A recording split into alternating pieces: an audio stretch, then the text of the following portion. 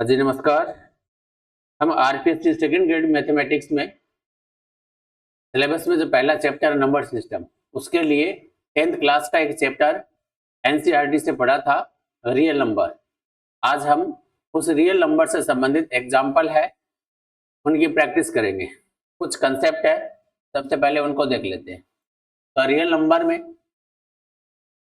एक तो आपका सिलेबस में डायरेक्ट है, शामिल है यूक्लिड डिवीजन लेमा, यूक्लिड विभाजन प्रमेय का, ये डायरेक्ट शामिल है। दूसरा जो शामिल है वो है फंडामेंटल थ्योरम ऑफ अरिथमेटिक। बस इस चैप्टर में ये दो ही ज्यादा शामिल है, इन दोनों पे ही ज्यादा आपको फोकस करना है। हाँ जी, है क्या इसमें जो यूक्लिड डिवीजन लेमना है, यूक्लिड विभाजन प्रमेय का है, उसमें है क्या, भाज्य बराबर भाजक गुणा भागफल प्लस शेषफल। शेषफल हमेशा भाजक से छोटा होता है या शेषफल 0 से बड़ा या 0 के बराबर हो सकता है। खास इसका जो यूज होता है वो एचसीएफ निकालते हैं, खास इसका जो यूज है वो एचसीएफ निकालने के काम आता है। इसका एचसीएफ कोई भी दो धनात्मक पूर्णांक का एचसीएफ निकालने के लिए हम यूज करते हैं यूक्लिड डिवीजन लेमा। फिर फंडामेंटल थ्योरम ऑफ अरिथमेटिक है, फंडामेंटल थ्योरम ऑफ अरिथमेटिक है, उसमें क्या है खास इसमें क्या होता है, किसी भी कंपोजिट नंबर को, यानी कि किसी भी भाज्य संख्या को, किसी भी भाज्य संख्या को हम लिख सकते हैं किस रूप में, प्रोडक्ट ऑफ प्राइम फैक्टर, उसके अभाज्य गुणनखंड के गुणनफल के रूप में लिख सकते हैं। जैसे एग्जाम्पल के लिए मैं समझा दूं, जैसे यहां पर 20 एक भाज्य संख्या है, 20 को मैं लिख सकता हूं 2 गुणा 5, या फिर इसको घात के रूप में चेंज करूं तो 2 की पावर 2 गुणा 5। इस प्रकार इस 20 के ये प्राइम फैक्टर हो गए, ये घात के रूप में हो गए, ठीक है ना। तो ये भाज्य संख्या है, ये इसके प्राइम फैक्टर का गुणनफल है, प्रोडक्ट ऑफ प्राइम फैक्टर्स। इसे ही आप कहते हो फंडामेंटल थ्योरम ऑफ अरिथमेटिक, ठीक है ना। फिर किसी भी नंबर के प्राइम फैक्टर है वो यूनिक होते हैं। जैसे 20 के प्राइम फैक्टर है वो 2 इंटू 2 इंटू 5, यानी कि 2 और 5, यही है, वो यूनिक है। इसके अलावा 20 के कोई प्राइम फैक्टर नहीं है। तो प्रत्येक संख्या के प्राइम फैक्टर है वो यूनिक होते हैं, अद्वितीय होते हैं। हाँ जी, √2 और √3 √5 इरेशनल है, एक बात है, डायरेक्ट याद रखना इसको। फिर यहाँ पे दिया हुआ है सम और डिफरेंस ऑफ रेशनल और इरेशनल। रेशनल और इरेशनल हमेशा ही क्या होता है, इरेशनल होता है। ये 9th वाला जो चैप्टर हमने पढ़ा था उसमें सीखा था इसको। वापस मेन कंसेप्ट है, रिपीट हो रहे हैं यहाँ पे। एक ये वाला दो संख्याओं का एचसीएफ और एलसीएम का जो गुणनफल है वो उन दोनों संख्याओं के गुणनफल के बराबर होता है। ये फॉर्मूला भी डायरेक्ट पूछा जाता है। वो दोनों संख्याएं कैसी होनी चाहिए, वो दोनों संख्याएं कोई धनात्मक पूर्णांक होनी चाहिए, कोई भी एनी टू पॉजिटिव इंटीजर्स होने चाहिए। अच्छा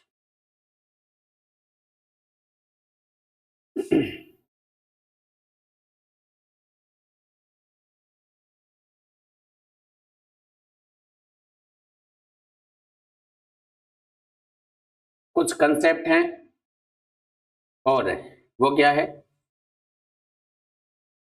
कि कोई भी परिमेय संख्या अगर p बटा q के रूप में है, जहां p और q एक दूसरे के को प्राइम है,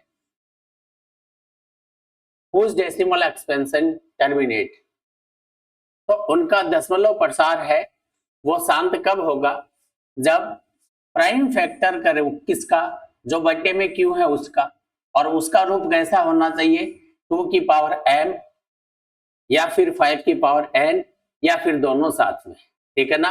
q है, इसके अगर प्राइम फैक्टर केवल 2 की पावर m जैसे हैं या फिर 5 की पावर n के जैसे हैं या फिर 2 की पावर m इंटू में 5 की पावर n के जैसे हैं, जहां m और n है वो कोई नॉन नेगेटिव इंटीजर होंगे, ये भी साथ में देखना है। तो वो हमेशा शांत दशमलव प्रसार बताएगा, तो वो कैसा होगा, हमेशा शांत। तो ये बात हम, ये पॉइंट है, ये कंसेप्ट हम पढ़ चुके हैं। अगर ऐसा नहीं है, अगर ऐसा नहीं है, अगर ऐसा नहीं है तो वो शांत नहीं होगा, वो अशांत होगा। वो कैसा होगा? अशांत होगा, नॉन टर्मिनेट होगा। क्या होगा? Non terminate.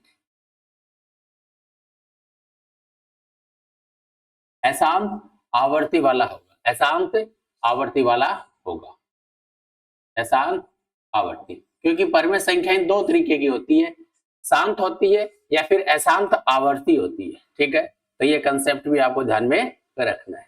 कुछ एमसीक्यू सैंपल, कुछ यहाँ पे एमसीक्यूज दे रखे हैं। अगर इनको आप करोगे तो समझना यहाँ पर। अच्छा, the decimal expansion of the rational number will terminate after. ये कह रहा है कि इस संख्या का, इस परमेय संख्या का दशमलव प्रसार करेंगे तो डेसिमल के बाद, डेसिमल के बाद कितने अंकों के बाद शांत होगा? तो टर्मिनेट आफ्टर, टर्मिनेट आफ्टर। 2 अंकों के बाद, 1 अंक के बाद, 3 अंक के बाद, या फिर मोर देन 3। तो कैसे करेंगे इस क्वेश्चन को? इस क्वेश्चन को जब भी करना है तो बट्टे में जो नंबर है, बट्टे में जो नंबर है उस पर फोकस करना है, उस पर फोकस करना। तो बट्टे में नंबर है 2 की पावर 2 इंटू में 5 की पावर 1। इसमें से आपको n और m जो भी है उसमें से मैक्सिमम पावर है, जो मैक्सिमम पावर है, मैक्सिमम नंबर है, वो हमें सिलेक्ट करना है। इसका मतलब इस संख्या का दशमलव प्रसार होगा, दशमलव के बाद में मैक्सिमम 2 अंक देखने को मिलेंगे। कितने? 2 अंकों पे जाके वो शांत हो जाएगा। तो यहाँ पे इस क्वेश्चन का जो आंसर होगा वो होगा आफ्टर 2 डेसिमल, आफ्टर 2 डेसिमल। तो कब टर्मिनेट हो जाएगा? आफ्टर 2 डेसिमल प्लेसेस के बाद में। ठीक है, ये वाला एग्जांपल यूक्लिड डिवीजन लेमा। फिर कह रहा है यहाँ पे ये यूक्लिड विभाजन परिमेय का है, इसमें r है वो रिमाइंडर है। वो रिमाइंडर क्या हो सकता है?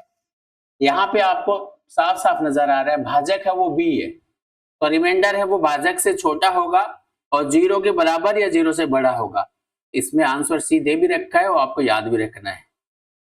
हमेशा शेषफल भाजक से छोटा होता है, 0 से बड़ा और 0 के बराबर होता है, ये याद रखना आपको। अच्छा, नेक्स्ट अब एक्सरसाइज है 1.1। इसमें आपको 2 एमसीक्यू दे रखे।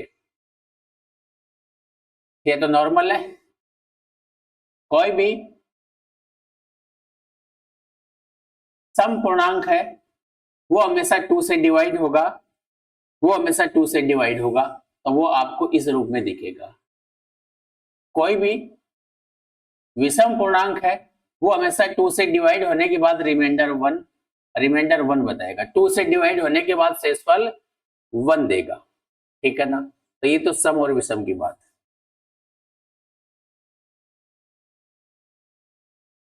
अच्छा, कुछ एमसीक्यूज यहाँ पे और है, बस यही आपको करने हैं खास।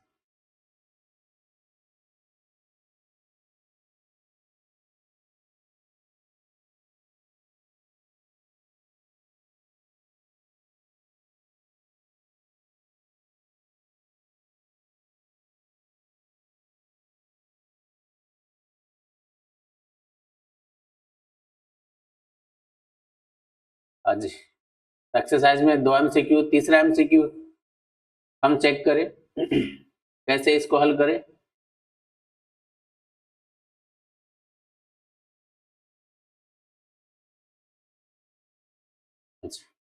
n square minus 1 is divisible by 8 if n is, n का मान क्या लें कि n स्क्वायर माइनस 1 हमेशा 8 से डिवाइड हो। तो ये बाई ऑप्शन क्वेश्चन कर लो, या n का मान है वो अपनी तरफ से एज्यूम करो, लेकिन ऑप्शन को ध्यान में रखिए। क्या n का मान है कोई भी इंटीजर हो सकता है क्या? तो आपको पता है इंटीजर है वो तो 0 भी होता है, 1 भी होता है, 2 भी होता है। सपोज हम पॉजिटिव ले, अगर 1 ले तो 1 माइनस 1 0, 8 से हमेशा डिवाइड होगा। अगर पूर्णांक संख्या 2 ले तो 2 का स्क्वायर 4, 4 माइनस 1 3, तो 3 तो 8 से डिवाइड नहीं है।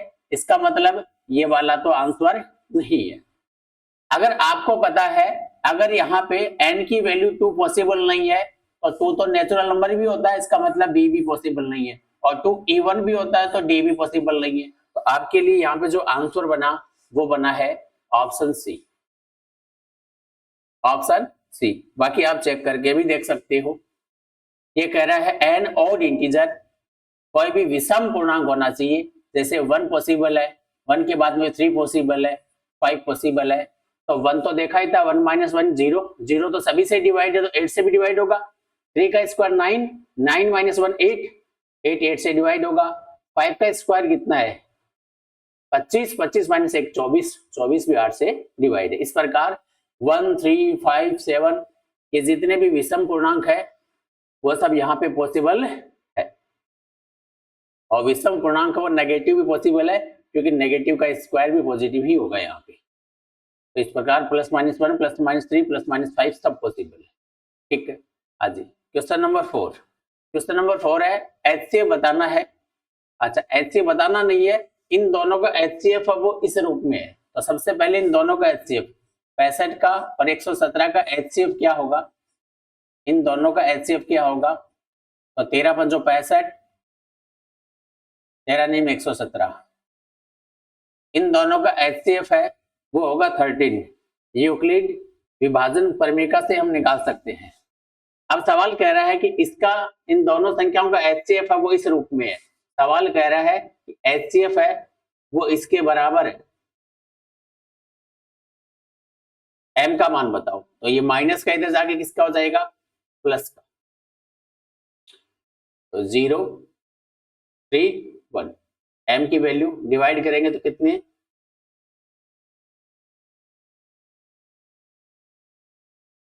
दो बार डिवाइड हो जाएगा। कितनी बार, 2 बार। m की वैल्यू आ जाएगी 2, m की वैल्यू कितनी आ जाएगी,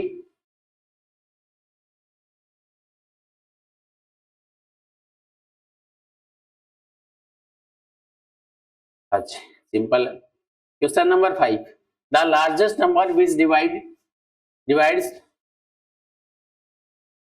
70 and 125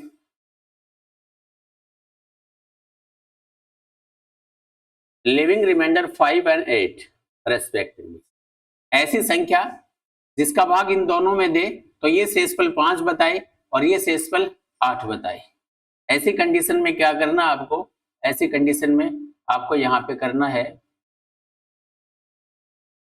जो रिमाइंडर चाहिए वो पहले ही माइनस हो जाता है, जो रिमाइंडर चाहिए वो पहले ही माइनस हो जाता है। इसमें से 15 में से 8 जाएगा तो कितना बचेगा 7, 70 में से जाएगा तो कितना बचेगा 65।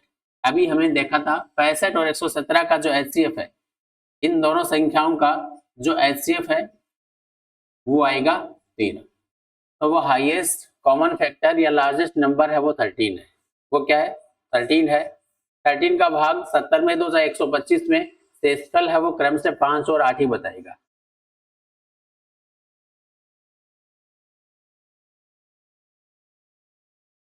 जी, तो ये डायरेक्ट क्वेश्चन बन सकते हैं एनसीईआरटी से। इफ तो पॉजिटिव इंटीजर ए और बी है, तो कोई धनात्मक गुणांक है और उनके प्राइम नंबर्स दे रखे हैं, एक्स वाई प्राइम नंबर यानी कि प्राइम फैक्टर कर रखे हैं, तो एचसीएफ बताओ। तो किसी भी संख्याओं के प्राइम फैक्टर करके उनके एचसीएफ और एलसीएम दोनों निकाले जा सकते हैं। तो आपसे पूछा गया एचसीएफ, एचसीएफ में क्या देखना पड़ता है, कॉमन देखना पड़ता है, दोनों जगह होने चाहिए और कॉमन होने चाहिए, ठीक है ना। तो यहाँ वाई, यहाँ एक्स, यहाँ x की पावर 3 है, यहाँ x है, तो दोनों जगह x कॉमन है, तो दोनों जगह x कॉमन है। और यहाँ y स्क्वायर है और यहाँ y क्यूब है, तो y स्क्वायर दोनों जगह कॉमन है, तो x और y स्क्वायर, x और y स्क्वायर, x इंटू में y स्क्वायर। आज यहाँ पर भी दो पॉजिटिव इंटीजर p और q दे रखे हैं, इनका एलसीएम बताना है। क्या बताना है, एलसीएम। एलसीएम में क्या होता है, मैक्सिमम पावर के साथ में प्राइम फैक्टर लेने होते हैं। तो यहाँ P के प्राइम फैक्टर है ए बी स्क्वायर और Q के है ए क्यूब बी है, तो दोनों जगह से जो प्राइम फैक्टर A और B है वो मैक्सिमम पावर के साथ लेने हैं।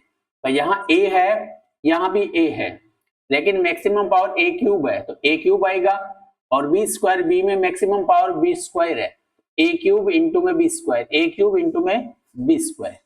एचसीएफ में क्या होता है, प्रत्येक नंबर के प्राइम फैक्टर में मैक्सिमम पावर के साथ प्राइम फैक्टर लेने होते हैं मैक्सिमम पावर के साथ। अच्छा, the product of a non zero, ये वाला पॉइंट बहुत इंपॉर्टेंट है, नॉन जीरो बताना जरूरी है। अगर नॉन जीरो नहीं बताएगा तो कोई रेशनल और इरेशनल का प्रोडक्ट है, वो इरेशनल और रेशनल दोनों हो सकते हैं, ठीक है ना, रेशनल या इरेशनल दोनों हो सकते हैं, लेकिन नॉन जीरो जैसे ही बता देगा तो वो डेफिनेट इरेशनल ही होगा, वो डेफिनेट क्या होगा, इरेशनल ही होगा। रेशनल और इरेशनल का प्रोडक्ट वो इरेशनल ही होगा हमेशा। कब? जब रेशनल है वो नॉन जीरो, इसको मतलब जीरो को छोड़ के जितनी भी रेशनल संख्याएं हैं उनको इस इरेशनल संख्या से गुणा कर दो, हमेशा इरेशनल ही आएगा, ऑलवेज इरेशनल, ऑलवेज इरेशनल। अगर ये नॉन जीरो वाला कंसेप्ट यहाँ पे नहीं होता, केवल रेशनल और इरेशनल का ही प्रोडक्ट पूछता, तो आंसर सी बन जाता इसका, ठीक है ना। The list number that divisible by all the number from 1 to 10 both include is, ऐसी कौन सी संख्या है जो 1 से लेकर 10 तक सभी संख्याओं से पूर्णतः विभाज्य है। इसका मतलब 1 से लेकर 10 तक, 1 से लेकर 10 तक सभी संख्याओं का एलसीएम आपको देखना है। 1 से लेके 1, 2, 3, 8, 9 और 10, 1 से लेके 10, तो 1 और 10 शामिल है, तक सभी संख्याओं का एलसीएम जो होगा वो हमेशा इन सब संख्याओं से कंप्लीट डिवाइड होगा। आपको पता है 10 का भाग किस में जाएगा, जिसके लास्ट में 0 देखने को मिले, तो ये आंसर नहीं हो सकता। फिर आप देखो 10 का भाग भी जाना चाहिए, 9 का भाग भी जाना चाहिए, तो 9 का भाग इसमें पूरा नहीं जा रहा, इसमें पूरा नहीं जा रहा, तो आपके पास बाई ऑप्शन क्वेश्चन को करोगे तो 3 ऑप्शन कैंसिल हो जाएंगे, आपके पास आंसर बचेगा ये। या फिर 1 से लेकर 10 तक जितनी भी संख्याएं हैं, 10 संख्याएं हैं, उनका एलसीएम निकाल लो किसी भी विधि से, चाहे प्राइम फैक्टर विधि से निकाल लो, ठीक है। हाँ जी, ये अच्छा क्वेश्चन है, 10 वाला जो क्वेश्चन है ये अच्छा है, इस टाइप का क्वेश्चन एग्जाम में पूछा भी गया है। The decimal expansion of the rational number will terminate after, तो कितने अंकों पे जाके वो शांत होगा, दशमलव के बाद कितने अंकों पे जाके, कितने अंकों पे जाके वो शांत होगा, वो हमें पता लगाना है। तो सबसे पहला टारगेट है 100 जो 25 सॉरी 1200 जो 50 है, 1200 जो 50 है, और ये ऊपर वाला नंबर है, ये दोनों नंबर 1250 के प्राइम फैक्टर कर लो पहले, तो 2 का भाग जा रहा है, फिर 5 का भाग जाएगा, फिर वापस 5 का भाग जाएगा, फिर 5 का जाएगा, फिर 5 का। इस प्रकार यहाँ पे इस नंबर को हम लिख सकते हैं 14587 डिवाइड में 2 की पावर 1 इंटू में 5 की पावर 4, 5 की पावर 4, 1 2 3 4। तो बटे वाला जो नंबर है उसको प्राइम फैक्टर में तोड़ दिया, प्रोडक्ट ऑफ प्राइम फैक्टर में लिख दिया। अब थोड़ा सा ये भी ध्यान रखना है कि इन दोनों में से P और Q में से अगर कोई कैंसिल हो रहा है तो उसको कैंसिल करो, क्योंकि मुझे P और Q को प्राइम चाहिए। क्या चाहिए? को प्राइम। तो देखो यहाँ 5 है, तो ऊपर इकाई का अंक 7 ये बताता है कि इसमें कभी भी 5 का भाग नहीं जाएगा, तो 5 की किसी भी पावर का भाग नहीं जाएगा। 2 का भाग भी इकाई अंक पे काम करता, लास्ट में 7 ये कह रहा है कि इसमें 2 का भाग भी नहीं जाएगा। इसका मतलब ऊपर वाला नंबर P और नीचे वाला नंबर Q एक दूसरे की को प्राइम है, ठीक है। अब यहां इन दोनों में मैक्सिमम पावर कहां है? मैक्सिमम पावर कितनी है? तो 4 है। इसका मतलब जो मैक्सिमम पावर है उसके बराबर ही दशमलव के बाद में अंक आने वाले हैं, और डेसिमल के बाद में कब शांत होगा? 4 अंकों के बाद, 4 अंकों के बाद। तो इस क्वेश्चन का आंसर आ जाएगा आफ्टर 4 डेसिमल, आफ्टर 4 डेसिमल। तो ये क्वेश्चन अच्छा है, इस टाइप का क्वेश्चन वो एग्जाम में पूछा भी गया है। नेक्स्ट,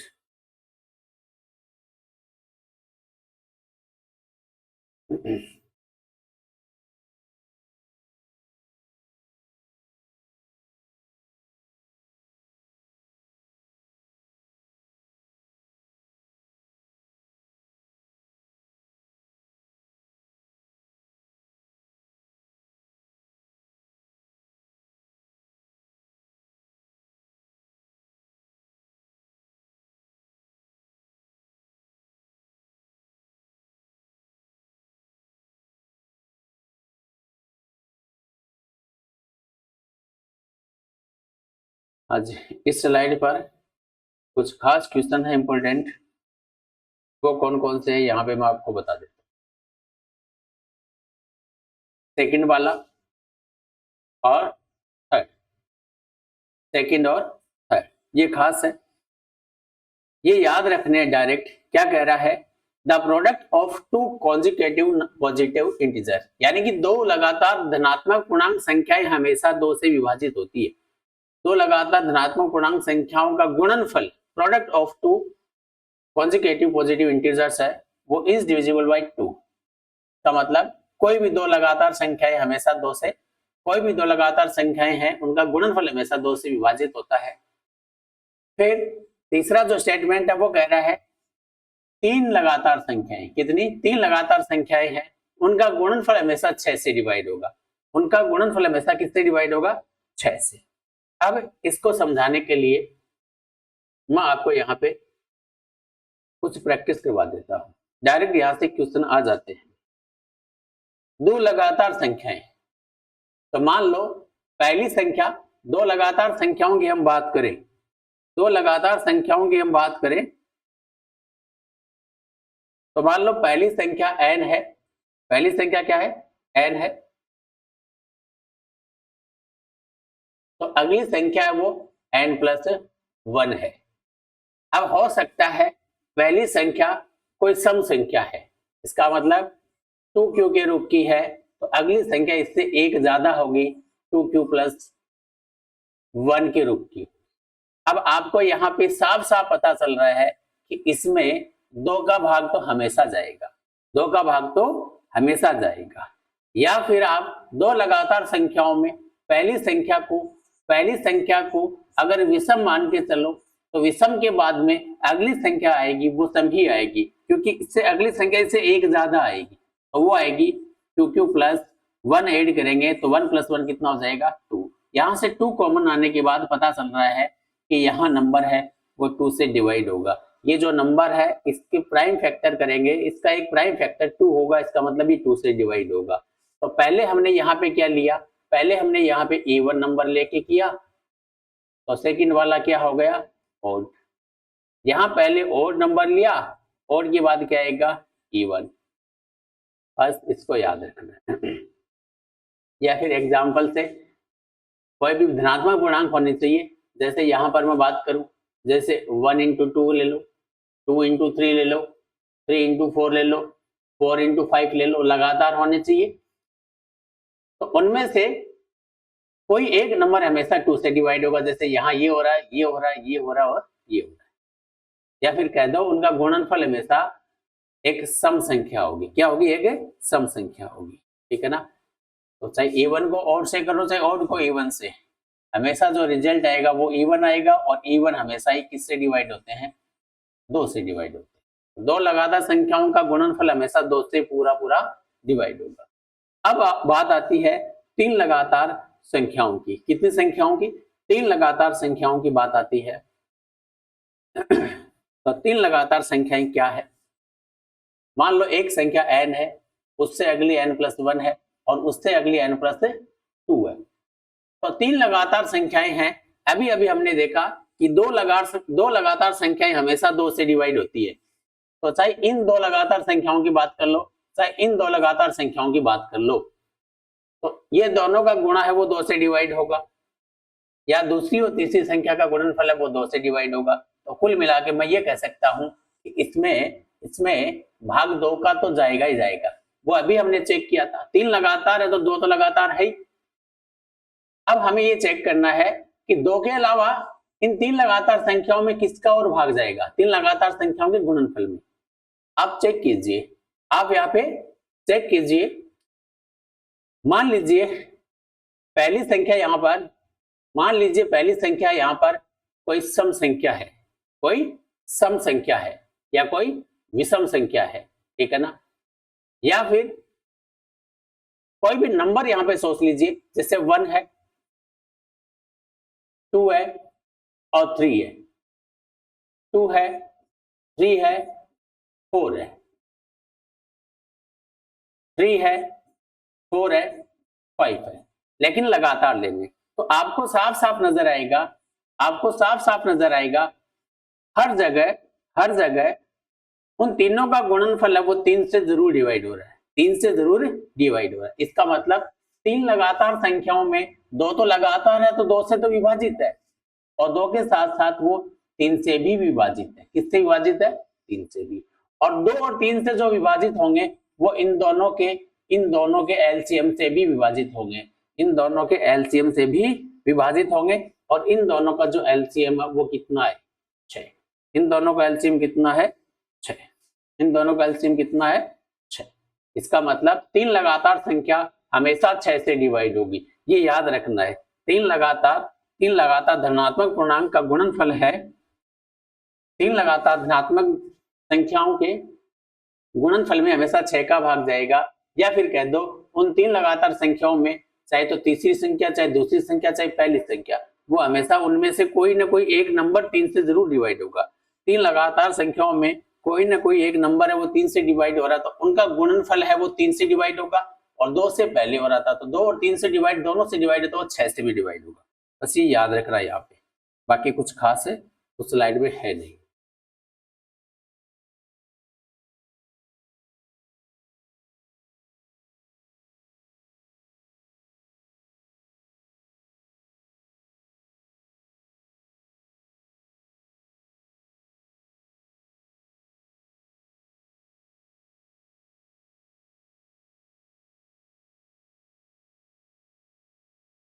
ये एक्सरसाइज है, इसमें जो करने लायक क्वेश्चन है, प्रैक्टिस के लिए क्वेश्चन मैं प्रीवियस ईयर के क्वेश्चन करवाऊंगा, वहां सब कुछ नंबर सिस्टम का कवर हो जाएगा। बेसिक हम इन 4 क्लासों में कर चुके हैं। इनको रिपीट कर लेना, ठीक है ना।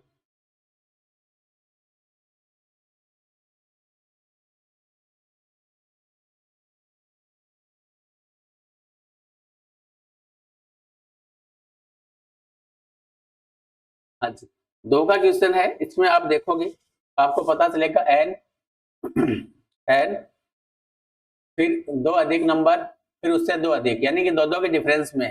तो 2 के डिफरेंस में या तो सम संख्याएं चलती है या फिर विषम संख्याएं चलती है, या तो सम संख्याएं चलती है या फिर विषम संख्याएं चलती है। तो अपनी तरफ से कोई नंबर एज्यूम कर लो जहां पर n कोई इंटीजर है, का मतलब n का मान आप 1 लो, तो ये हो जाएगा 3, और n का मान 1 लेंगे तो ये क्या हो जाएगा 5, ठीक है ना। तो इसका मतलब है कि इनमें से, इन तीनों नंबर में से एक नंबर है वो 3 से डिवाइड हो रहा है। तो 3 संख्याएं, तीनों विषम ले लो चाहे तीनों सम ले लो। पहली सम संख्या मान लो 2 ले लेते, क्या ले लेते? पहली सम संख्या n का मान 2 लेते, 2 + 2 कितना हो जाता? 4, 2 + 4 कितना हो जाता? 6। तो यहाँ पे 6 में 3 का भाग जा रहा है, ठीक है ना। तो चाहे 3 लगातार संख्याएं हो, चाहे 3 लगातार संख्याएं हो, चाहे 3 लगातार सम संख्याएं हो, चाहे 3 लगातार विषम संख्याएं हो, उनमें से एक नंबर हमेशा 3 से डिवाइड होगा तो उनका गुणनफल भी 3 से डिवाइड होगा। तो यहाँ पे ये लिखा हुआ है वापस 3 नंबर पे कि 3 लगातार पूर्णांक हमेशा डिवाइड होते हैं किससे? 3 से। हमेशा डिवाइड होते हैं किससे? 3 से, उनका गुणनफल। और 3 लगातार पूर्णांकों में से एक नंबर, जैसे यहाँ इन तीनों में से एक नंबर, वन ऑफ एनी, एक नंबर, ठीक है ना। जैसे कोई पूर्णांक संख्या मैंने यहाँ पे बताया था आपको, जैसे मैं 1 2 3 की बात करूं, लगातार 2 3 4 की बात करूं, लगातार 3 4 5 की बात करूं, तो ये लगातार पूर्णांक संख्याएं ली है। तो 3 का भाग, 3 का भाग, 3 का भाग, तो इन तीनों में से ये वाला नंबर, इन तीनों में बीच वाला, इन तीनों में पहले वाला, तो तीनों में एक नंबर, तीनों में एक नंबर, तो वन ऑफ एनी 3, 3 में से कोई एक है वो 3 से डिवाइड होगा। ऐसे ही अगर तीनों ही संख्याएं, कोई सम संख्या लगातार हो चाहे तीनों ही विषम होती, जैसे 1 3 5 होता, या फिर 3 5 7 होता, या फिर 5 7 और 9 होता, तो देखो इसमें 3 का भाग, इसमें 3 का भाग, इसमें 3 का भाग। अगर तीनों विषम होती, सॉरी सम होती, 2 4 6, या फिर 4 6 6 8, या फिर 6 8 10, या फिर 8 10 12, तो देखो इसमें 3 का भाग, 3 का भाग, 3 का भाग। तो इस प्रकार चाहे 3 लगातार पूर्णांक हो, चाहे 3 लगातार सम पूर्णांक हो, चाहे 3 लगातार विषम पूर्णांक हो, उनमें से एक नंबर हमेशा 3 से डिवाइड होगा तो उनका गुणनफल भी हमेशा 3 से डिवाइड होगा। ये क्वेश्चन बन जाता है। 4 वाला क्वेश्चन है, यहाँ पे ये समझ लो, for any positive integer n prove that n cube minus n is divisible by 6। इसको समझना है यहाँ पे, एक क्वेश्चन बता देता हूँ मैं। n क्यूब माइनस n है वो 6 से हमेशा विभाज्य होगा। n क्यूब माइनस n है वो हमेशा 6 से डिवाइड होगा, और n का मान कोई भी पूर्णांक संख्या यहाँ पे हो सकती है। n का मान यहाँ पे एज्यूम कर लो या इसके फैक्टर करो। n अगर कॉमन ले लूं तो बचेगा n square minus 1। n square minus 1 के फैक्टर करूंगा तो n प्लस 1 इंटू में n माइनस 1। और थोड़ा सा इसको मैं अरेंज करूं तो n माइनस 1 अगर पहले ले लूं, n बाद में ले लूं और n प्लस 1 इसके आगे ले लूं, तो वैसे देखें तो ये दो लगातार संख्याएं हैं, इसका मतलब इसमें 2 का भाग हमेशा जाएगा। फिर n माइनस 1 n और n प्लस 1 तीन लगातार संख्याएं हैं, तीन लगातार संख्याओं का प्रोडक्ट है वो हमेशा 3 से भी डिवाइड होता है। जो नंबर 2 और 3 दोनों से डिवाइड होते हैं वो उन दोनों के एलसीएम यानी कि इन दोनों का एलसीएम 6 से भी डिवाइड होंगे। तो n क्यूब माइनस n हमेशा 6 से डिवाइड होगा, ये बात सत्य है, ये बात सत्य है। n का मान कोई भी पूर्णांक संख्या ले लेना, यहाँ पे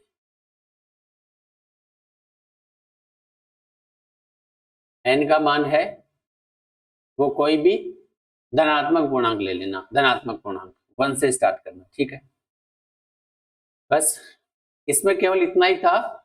अब आगे नंबर सिस्टम को अगली क्लास में कंप्लीट कर देंगे। उस क्लास में हम पिछले 10 वर्षों के PYQs करेंगे। पुराने पेपर में आरपीएससी के द्वारा जो पूछे गए क्वेश्चन है वही करेंगे। आज की क्लास देखने के लिए धन्यवाद।